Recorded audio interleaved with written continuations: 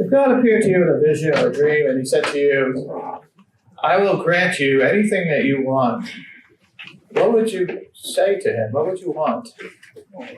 Well, that exact thing happened to Solomon when he became king. And he was only about 17 years old. A youth, you might say. You turn to 1 Kings 3 and verse 5.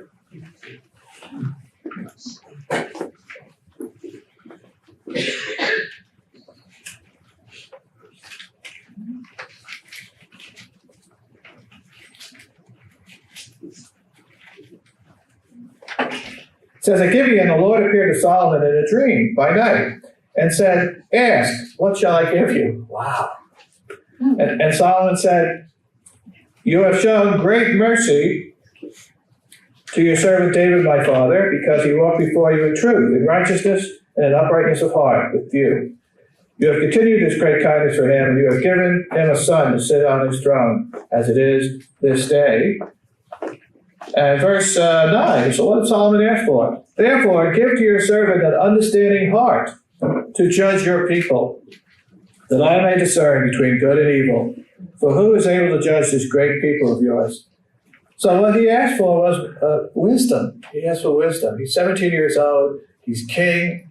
And he knows this is an awesome responsibility. So what he asked for is the ability to discern between good and evil. And that is what wisdom essentially is, to make right decisions, to discern between good and evil. But notice in verse 11 that God said to him, because you have asked this thing and have not asked long life, most of us would say, give me eternal life, God, for yourself. Nor have you asked riches, make me a billionaire for yourself.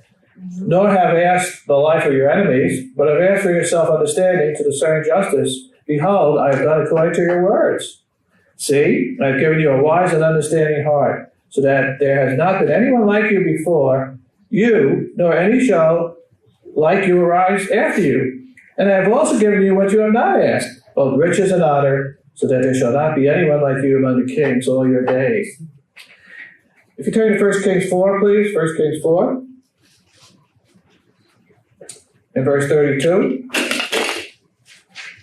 So the title of the message is Lessons from the Book of Proverbs, Part 1. And in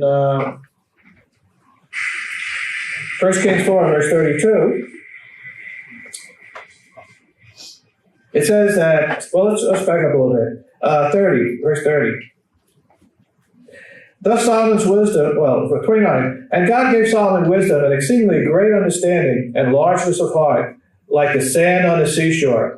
Thus Solomon's wisdom excelled the wisdom of all the men of the East and all the wisdom of Egypt. And verse 32, he spoke 3,000 proverbs, 3,000, and his songs were 1,005. And in verse 34, and men of all nations, from all the kings of the earth, who had heard of his wisdom, came to hear the wisdom of Solomon. So, and we know that the Queen of Sheba came just because of his fame in terms of his wisdom. She wanted to see for herself. We turn to Proverbs 25 and verse 1. Now, when did Solomon write these Proverbs? Well, probably during his entire life. And we see in Proverbs 25, verse 1, these also are Proverbs of Solomon, which the men of Hezekiah, king of Judah, copied. So some of these Proverbs were turned into song. Excuse me. This tells us that basically during the reign of King Hezekiah later on, that many of these Proverbs were copied and put together. Not all of them, but some of them had already been put together during Solomon's time, but King Hezekiah had put them together. 3,000 Proverbs, 3,000. If you turn to Ecclesiastes 1, verse 18, Ecclesiastes 1, verse 18, Ecclesiastes is after Proverbs. So Solomon had this great wisdom. But he was the wisest man that ever lived. But we can misuse the gifts that God gives us sometimes. We see that Solomon misused this wisdom. He was going to search for pleasure. He was going to experiment, about pleasure and about enjoying life. And even though he knew the answers, but the answer is basically life is meaningless without God. Life is meaningless without God in your life. And that was basically the lesson of the book of Ecclesiastes. But he experimented. He went off the track, as we're going to see. Ecclesiastes 1, verse 18. Solomon says, "Where much wisdom is much grief, and he who increases knowledge increases sorrow." You could be the smartest person in the world, but still, just to know those things and not be able to really change things is very, very frustrating. And so, when you know much, many times there's much grief. Chapter 2, verse 1. "I said in my heart, come now, I will test you with mirth or pleasure. Therefore enjoy pleasure. But surely this also was vanity. I said of laughter, madness, and of mirth, what does it accomplish? I searched in my heart how to gratify my flesh." And here's his mistake. He used this wisdom to search in his heart. How can I gratify my flesh? That's not like God gave him this wisdom. His wisdom should have told him, he should have been able to discern between what was good and evil, and he could have, and he knew that this was wrong. But he indulged himself. And how to lay hold on folly, till I might see what was good for the sons of men to do under heaven all the days of their lives. Probably a lot of rationalization here. Oh, I'm doing this because this is part of my project, and I want to see how much pleasure there is in this world and how it affects men, and so rationalization there. Verse 4, "I made my works great. I built myself houses and planted vineyards. I made myself gardens and orchards. And I planted all kinds of fruit trees. I made myself water pools to water the growing trees. I acquired male and female servants and had servants born in my house. Yes, I had greater possession of herds and flocks than all those who were in Jerusalem before me. I also gathered for myself silver and gold and the special treasures of king and of the provinces. I acquired male and female singers, the delights of the sons of men, and musical instruments of all kinds.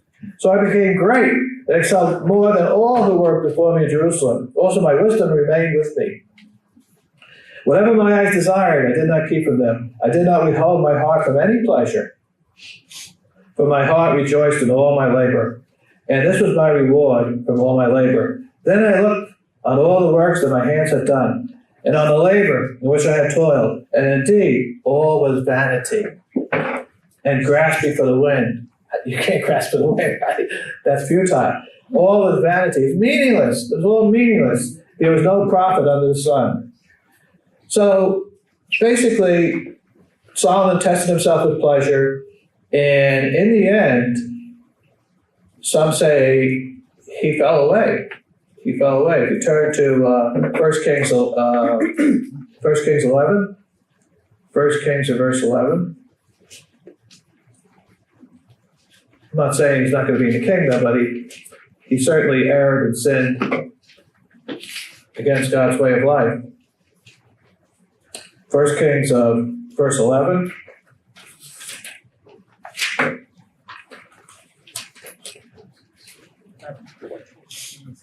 But King Solomon loved many foreign women, as well as the daughter of Pharaoh, women of the Moabites, Ammonites, Edomites, Sidonians, and Hittites, from the nations of whom the Lord had said to the children of Israel, "You shall not intermarry with them, nor they with you. Surely they will turn away your heart after their gods."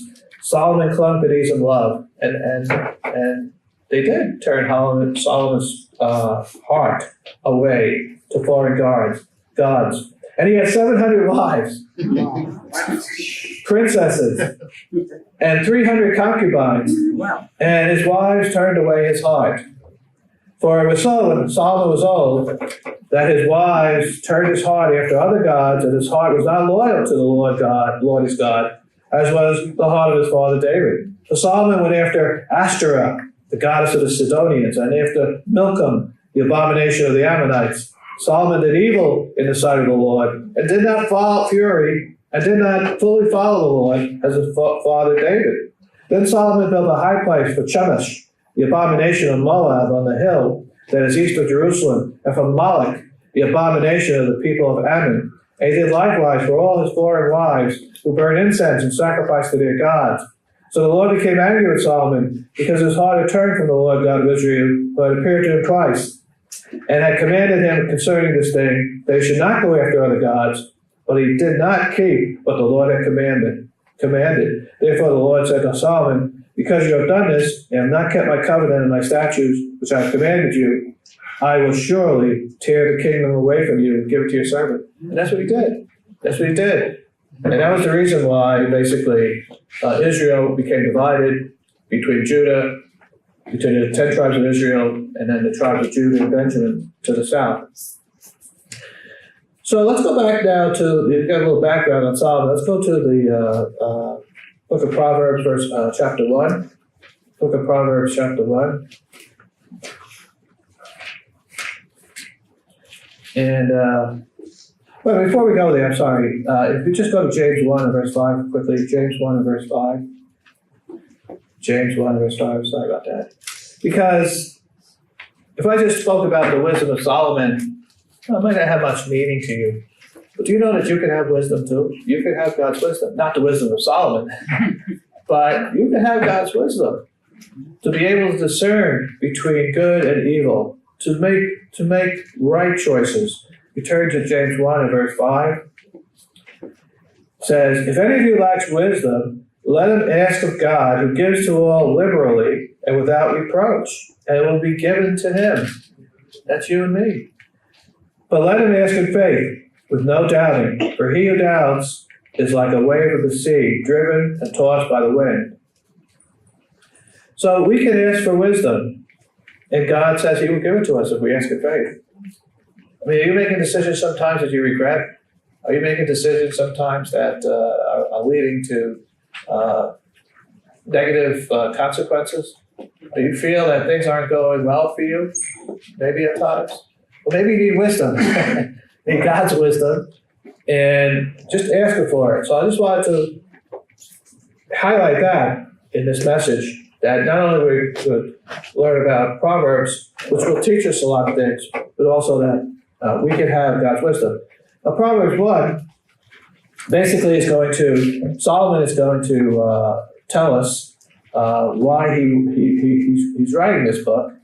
And it says, the Proverbs of Solomon, the son of David, king of Israel, to know wisdom and instruction.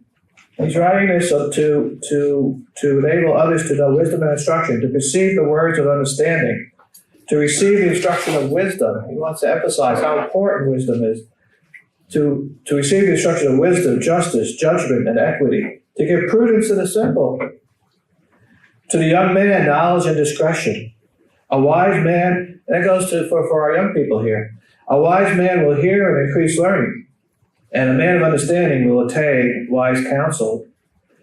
To understand a proverb and an enigma is a riddle, the words of the wise and their riddles. And so basically Solomon is telling us some of the reasons that he's writing this book. And then he says, the fear of the Lord is the beginning of knowledge, but fools despise wisdom and instruction. He's going to emphasize how important wisdom and instruction of God is. And those that don't follow it, God calls fools. Those who do not want to hear the word of God, those that feel they're called fools. But the fear of the Lord is the beginning of knowledge. Very profound, very profound.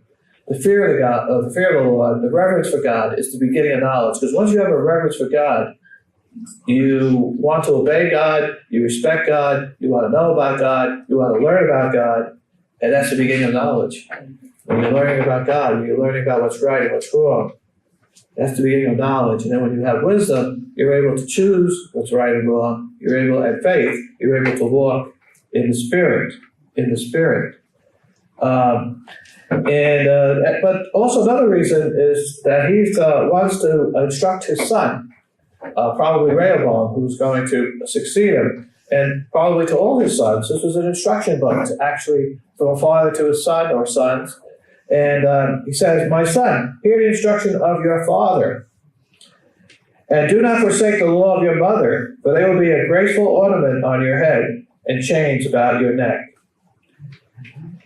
So, the importance of following your father's instructions, a godly father. My son, if sinners entice you, do not consent. So here he's going to talk about we should not follow the wicked. We should not follow evil counsel. And this is important for our young people too, particularly in our schools today and with their peers. If sinners entice you, do not consent. You know, if people in school are saying, some of your friends, oh, let's go graffiti the bathroom, you know, and you know, do not consent.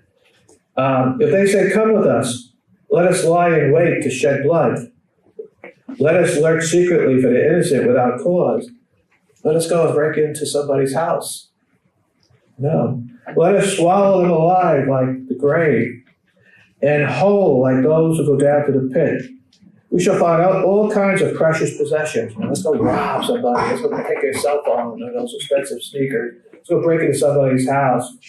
We shall fill our houses with spoil. Cast in your lot among us. Let us have one purse.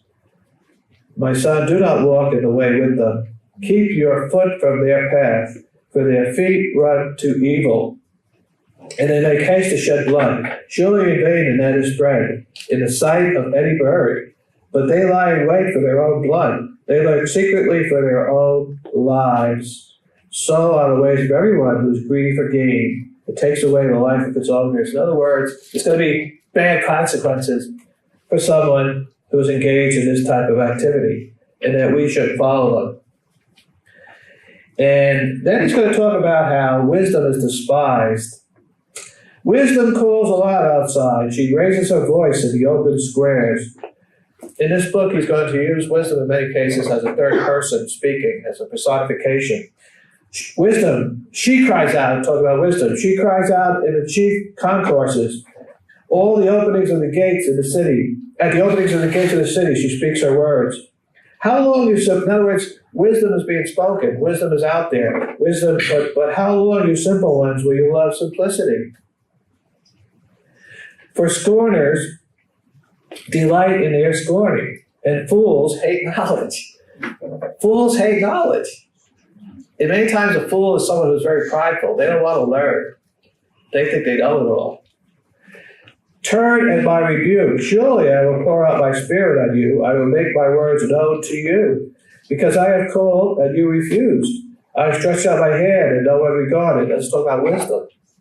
Wisdom called and they refused it. Wisdom stretched out their hand and no one regarded. Because you disdained all my counsel, wisdom, and would have none of my rebuke, I will laugh at your calamity. I will mock when your terror comes. When your terror comes like a storm, and your destruction comes like a whirlwind, when distress and anguish come upon you. Then they will call on me in times of trouble. They will call on wisdom, but I will not answer. They will seek me, or wisdom, diligently, but they will not find me, because they hated knowledge and did not choose the fear of the Lord. The fear of the Lord is the beginning of wisdom. They would have none of my counsel, and despise my every rebuke. Therefore they shall eat the fruit of their own way, and be filled to the full with their own fancies.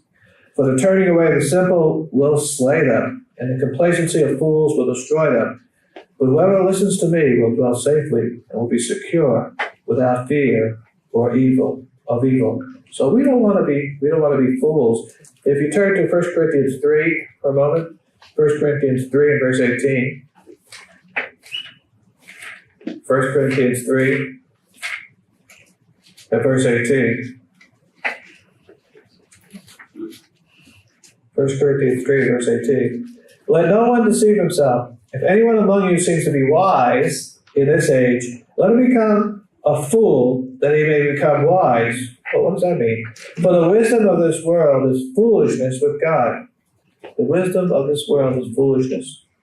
For it is written, he catches the wise in their own craftiness. And again, the Lord knows the thoughts of the wise, that they are futile. Therefore, let no one boast in men, for all things are yours. So the wisdom of this world is foolishness. and therefore you're a fool if you follow the wisdom of this world. Chapter 2 is going to tell us about the value of wisdom.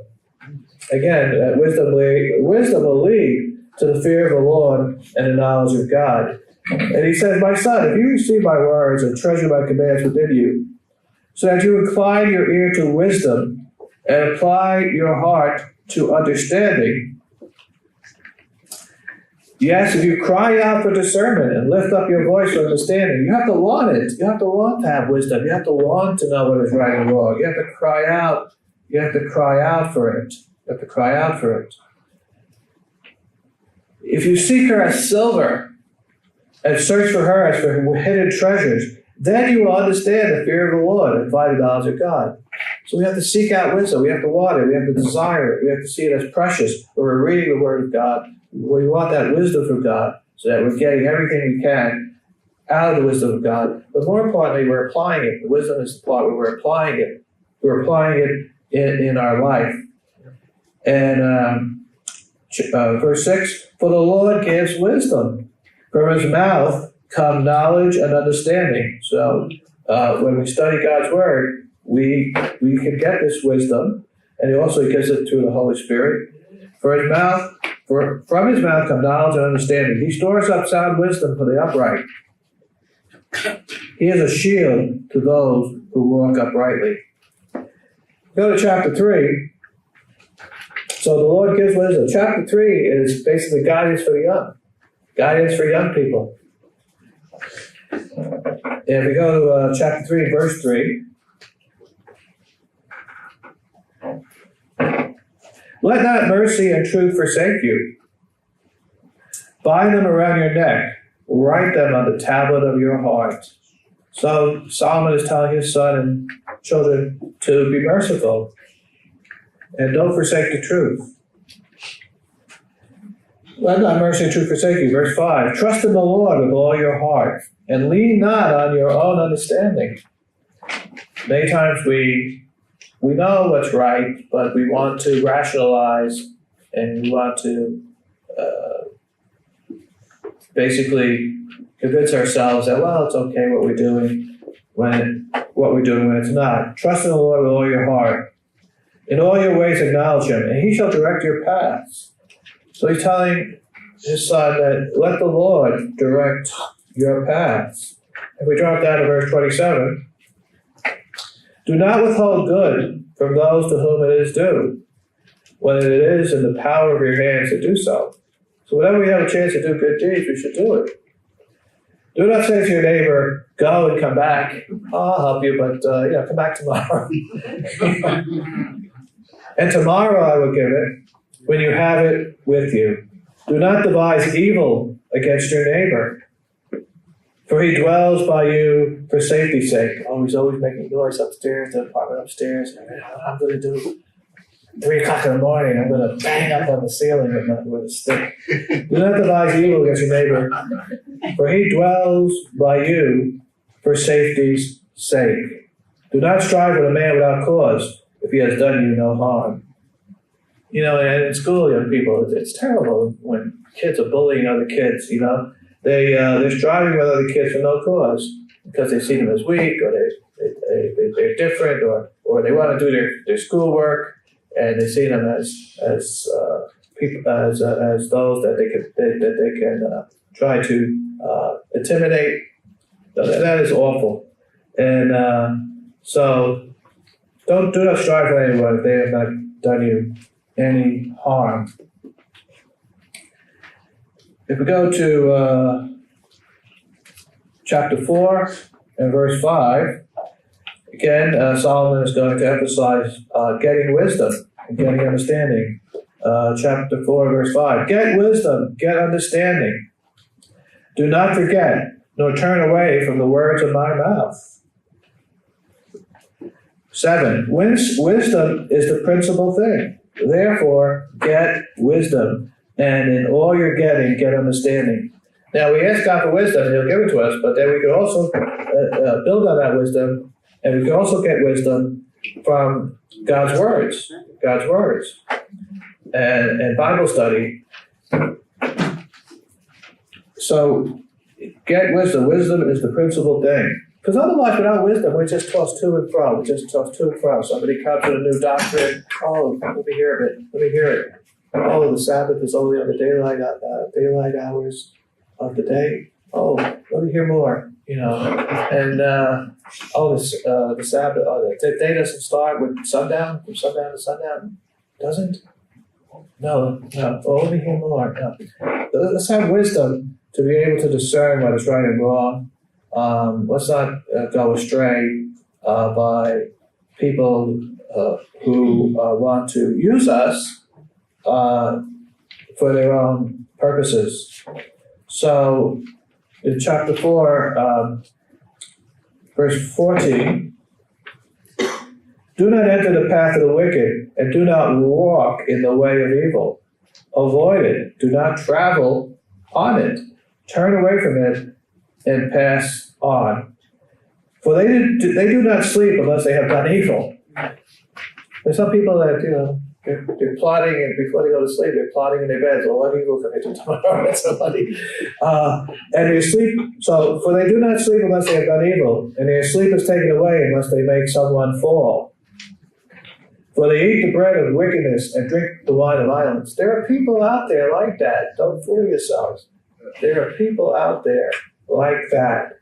Read about it in the papers every day of the evil deeds that they do. Be careful. Be careful. Chapter 5, Solomon is going to talk about the perils of adultery, and that we ought to have discretion and make responsible decisions. And remember, his instructions here are for his son and for other young people. The peril of adultery. Adultery is when you're married and you commit sexual sins with another. You commit sex with another person. Fornication is when you do it before you're married. And if we go to chapter 5 and verse 15, drink water from your own cistern and running water from your own well. Well, this is a euphemism. It's not talking about water. It's talking about basically enjoy the wife of your wife. Have sexual relations with your wife and nobody else. Drink water from your own cistern and running water from your own well. Should your fountains be dispersed abroad? Should you be having relations with strange women and all kinds of women, or women having relations with strange men, all kinds of men? Should your fountains be dispersed abroad? It's like streams of water in the streets. Let them be only your own, and not for strangers with you. Let your fountain be blessed, and rejoice with the wife of your youth.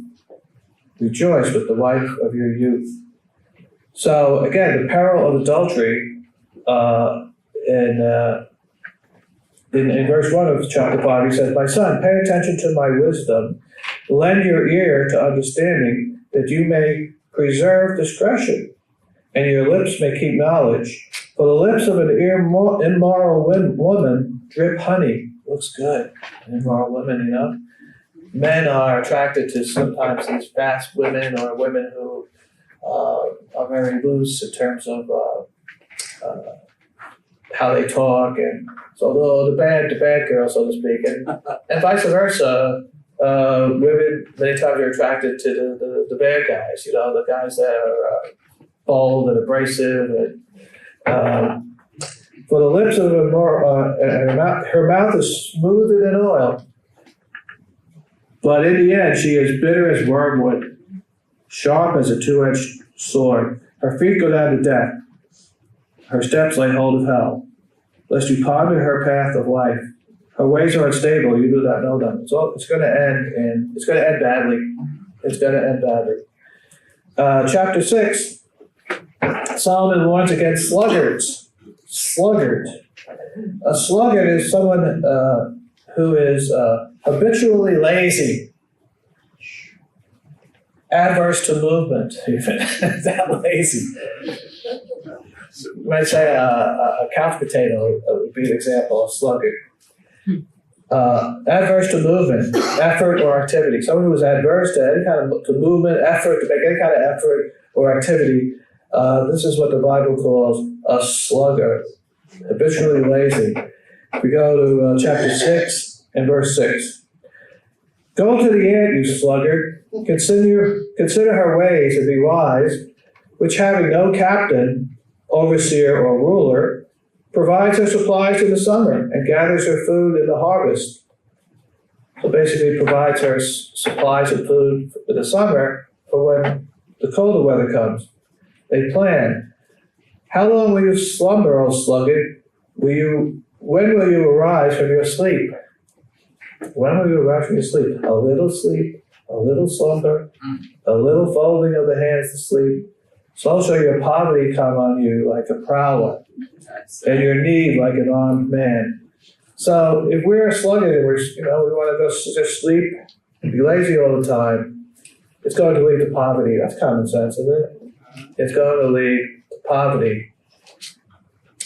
Verse 12, a worthless person, a wicked man, walks with a perverse mouth.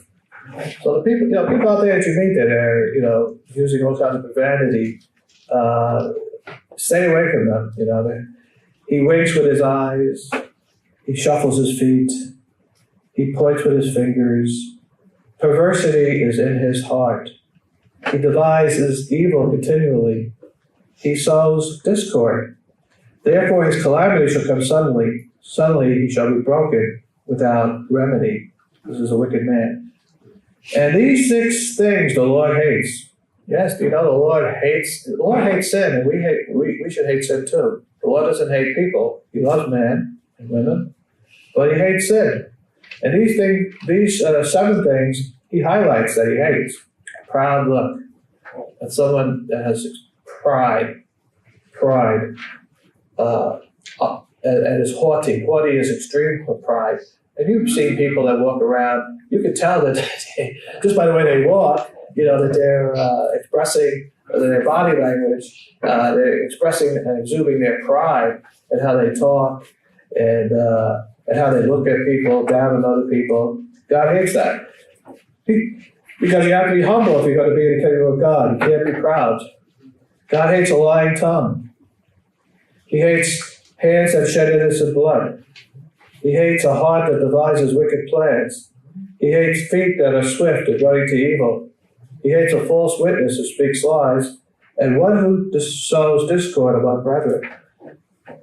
So he hates people who are sowing discord among in their families, in the workplace, wherever it might be, but also among the congregation. He hates people who are coming in and trying to divide the congregation, who are trying to gain for their own profit or whatever by causing discord in the congregation, in congregations. Okay.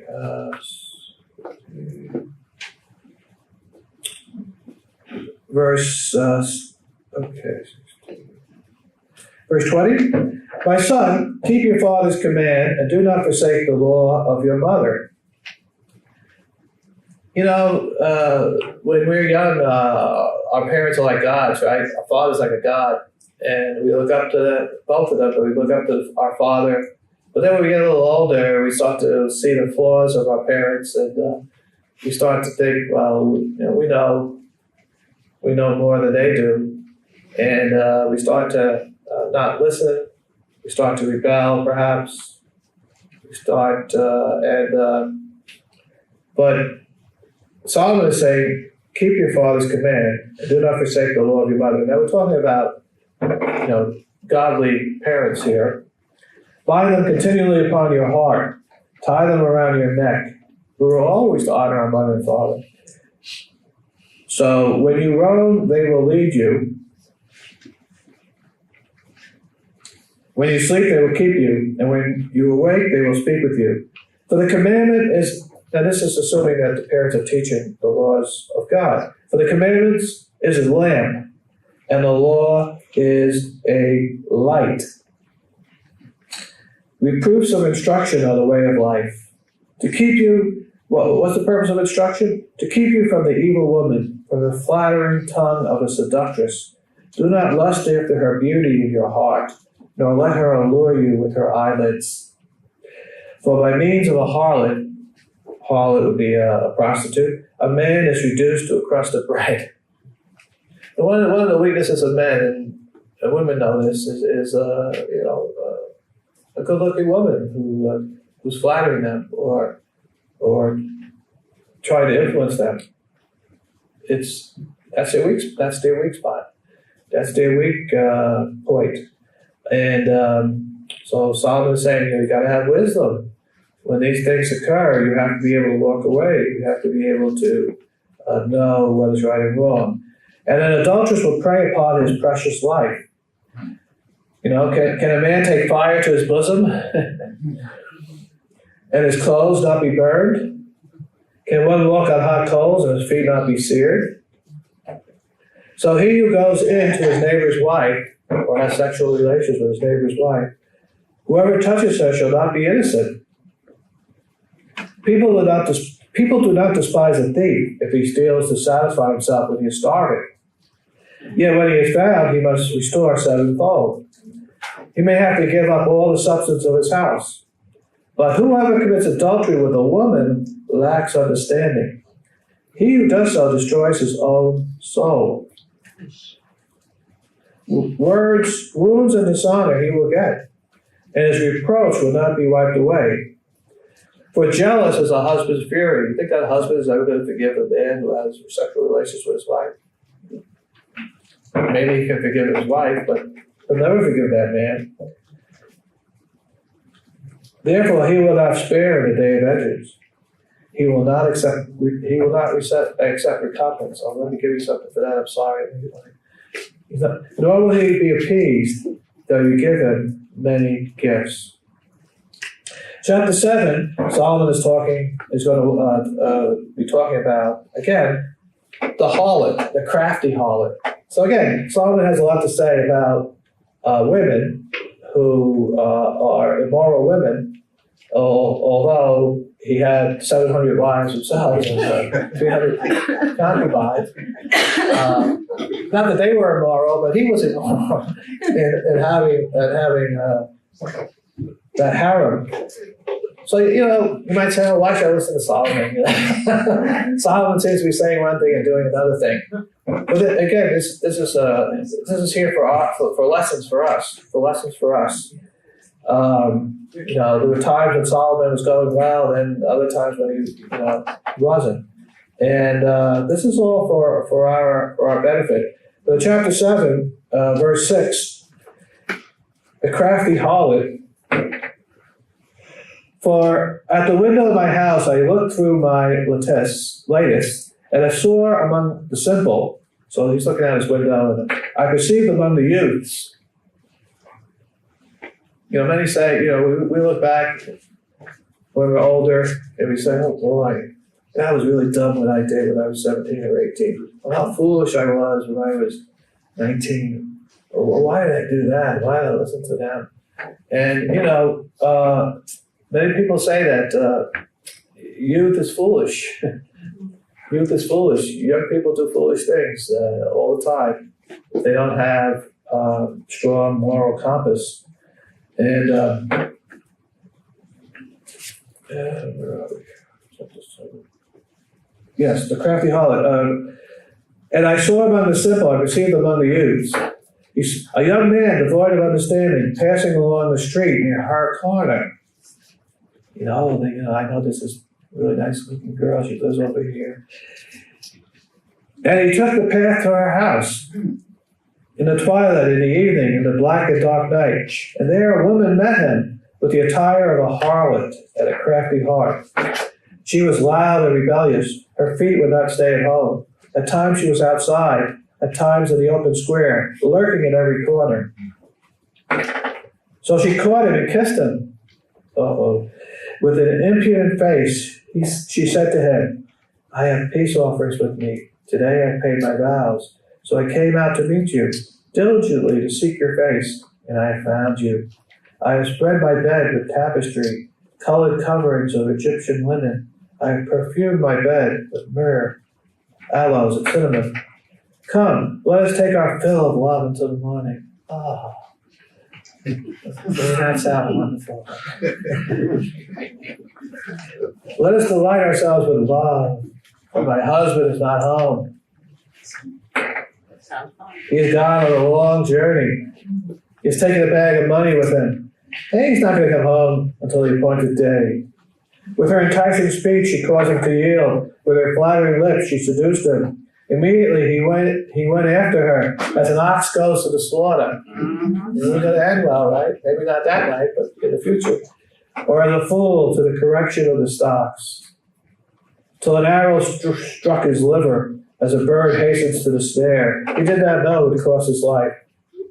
Now therefore, listen to me, my children. Pay attention to the words of my mouth. Do not let your heart turn aside to her ways. Do not stray to her paths. For she has cast down many wounded, and all who were slain by her were strong men. Her house is the way to hell, descending to the chambers of death. You know, if we're ever confronted with a situation like that, we should do what Joseph did. Flee. Remember? When Joseph's the wife of the person Joseph was serving was trying to seduce him, he fled. She grabbed his garment and was able to hold on to one of his garments and then lied about it, and then Joseph was put into prison. Chapter 8, again, Solomon is going to emphasize the excellence of wisdom. Chapter 8 in the third person, personage. Chapter 8, let's go to verse 12. I, wisdom, now this is wisdom talking.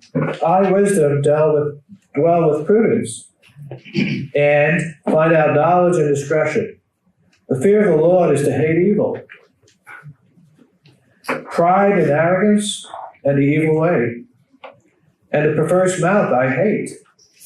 Counsel is mine, and sound wisdom. I am understanding. I have strength. This is wisdom. By me, kings reign. This is wisdom talking. By me, kings reign. In other words, kings have wisdom, or should have wisdom. And rulers decree justice. By me, princes rule and nobles, all the judges of the earth. I love those who love me, and those who seek me diligently will find me. It's important to remember. Riches and honor are with me, enduring riches and righteousness. My food is better than gold. This is wisdom. Yes, than fine gold. And my revenue than choice silver. Because if you don't have wisdom and all of a sudden you become wealthy, you think you're going to spend that money wisely, all of a sudden you have a lot of friends. And my revenue than choice silver. I traverse the way of righteousness in the midst of the paths of justice, that I may cause those who love me or to inherit wealth. So if you're wise, God seems to hint that we could be prosperous. Those who love me to inherit wealth, that I may fill their treasuries. The Lord possessed me at the beginning of his way, before his works of old. I have been established from everlasting. So it's the Lord possessed me. Saying the Lord had this wisdom. The wisdom comes from the Lord. I have been established from everlasting, from the beginning, before there was ever an earth. When there were no depths, I was brought forward, wisdom. When there were no fountains abounding with water. Before the mountains were settled, before the hills, I was brought forth, wisdom. While as yet he had not made the earth or the fields, or the primal dust of the world. When he prepared the heavens, I was there, wisdom. God had that wisdom, that godly wisdom, to be able to create and everything that we see. When he prepared the heavens, I was there. When he drew a circle on the face of the deep. When he established the clouds above. When he strengthened the fountain of the deep. When he assigned to the sea its limit, so that the waters would not transgress his command. When he marked out the foundations of the earth. Then I was beside him as a master craftsman, and I was daily his delight, wisdom, rejoicing always before him, rejoicing in his inhabited world. And my delight was with the sons of men. Now therefore, listen to me, my children. For blessed are those who keep my ways, or the ways of wisdom. Hear instruction and be wise, and do not disdain it. Blessed is the man who listens to me, watching daily at my gates. We have free will. Solomon had free will. He was the smartest man that ever lived. He had wisdom, but he didn't follow. He made the wrong decision at times. For whoever finds me, or wisdom, finds life, and obtains favor from the Lord. But he who sins against me wrongs his own soul. All those who hate me love death. So if we hate wisdom, we love death. And chapter 9, again, Solomon is telling us about the way of wisdom. In verse 7, he who corrects a scoffer gets shame for himself. Remember we said, a scoffer is someone who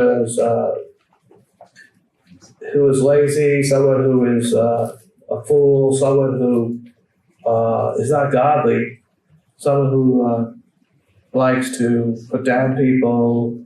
But he who corrects a scoffer gets shame for himself, and he who rebukes a wicked man only harms himself.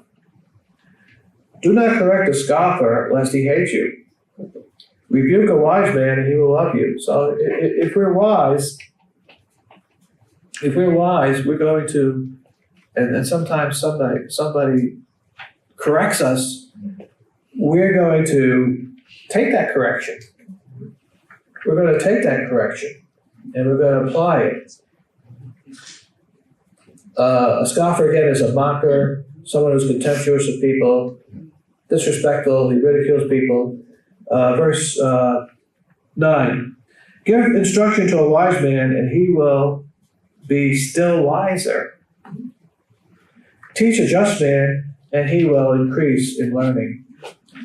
The fear of the Lord is the beginning of wisdom. There it is again.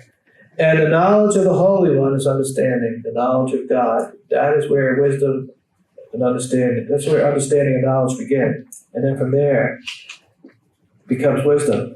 For by me, wisdom, your days will be multiplied, and the years of life will be added to you. If you are wise for yourself. And if you scoff, you will bear it alone.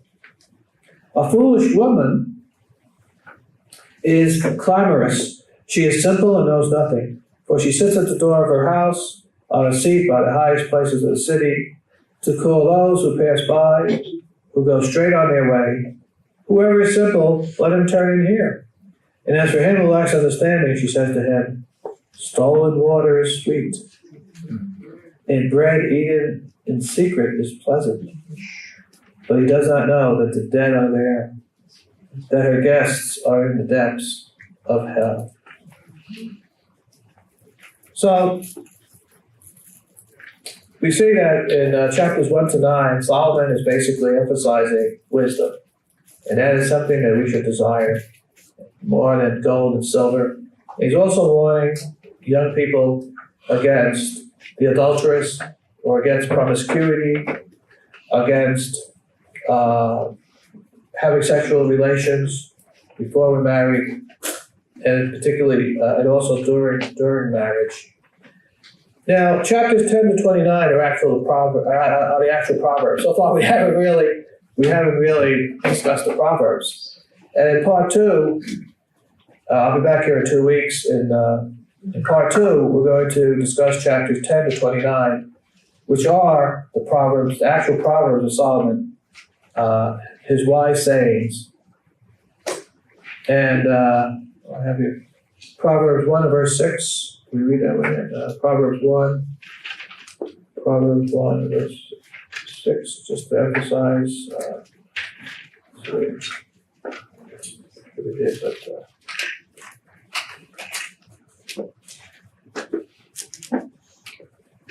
and the purpose of proverb, to understand a proverb and an enigma, the words of the wise and their riddles. So we'll cover chapter 7 to 29 in part 2.